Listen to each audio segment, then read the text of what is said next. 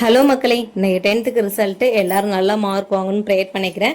இன்னைக்கு இந்த மெசேஜ் பார்த்தேன். இந்த மெசேஜ் பார்த்ததுமே எனக்கு ரொம்ப பிடிச்சிருந்துச்சு. அதை நான் ரியலைஸ் பண்ணுறேன், அதனால நான் ஷேர் பண்ணிக்கிறேன். இன்னைக்கு ஸ்கூலில் டியூட்டி எனக்கு லாஸ்ட் டே. ஸோ இன்னைக்கு லஞ்ச் பாக்ஸ்க்கு ரசமும் உருளைக்கிழங்கு குருமாவும் ரெடி பண்ணியிருக்கேன். ஸோ ரசத்துக்கு எல்லாமே ரெடி பண்ணியாச்சு. ஸோ ரசத்துக்கு ரொம்ப இம்பார்ட்டன்ட் என்னென்னு பார்த்தீங்கன்னா மிளகு, ஜீரகம், வெள்ளைப்பூடு இது அதிகமாக சேர்த்தாலே ரசம் சூப்பராக இருக்கும்.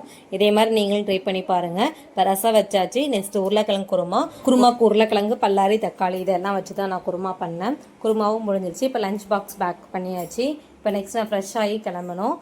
ரிசல்ட்னா எல்லாருக்குமே ஒரு பயம் இருக்க தான் செய்யும். அதை நம்ம ஃபேஸ் பண்ணிட்டு தான் நம்மளும் நெக்ஸ்ட் லெவலில் மூவ் பண்ணிகிட்டு இருக்கோம். ஸோ டீச்சராக ஒவ்வொரு செட்லேயும் ரிசல்ட் பார்க்கும்போது ஒரு விதமான ஒரு நர்வஸ் கண்டிப்பாக எல்லாத்துக்கும் இருக்க தான் செய்யும்.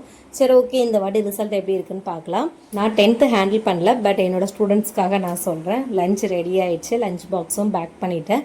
ஸோ நெக்ஸ்ட்டு நான் ஃப்ரெஷ் ஆகிட்டு கிளம்பணும்.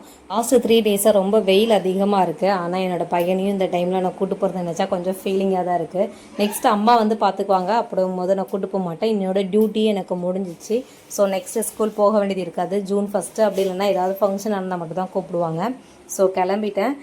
எல்லா ஸ்டூடெண்ட்ஸ்க்காகவும் ஒன்று சொல்கிறேன். ரிசல்ட் என்னவா இருந்தாலும் நல்லா பாசிட்டிவாக எடுத்துக்கோங்க. நெக்ஸ்ட் வேவை கரெக்டாக சூஸ் பண்ணுங்கள். பாய் மக்களே.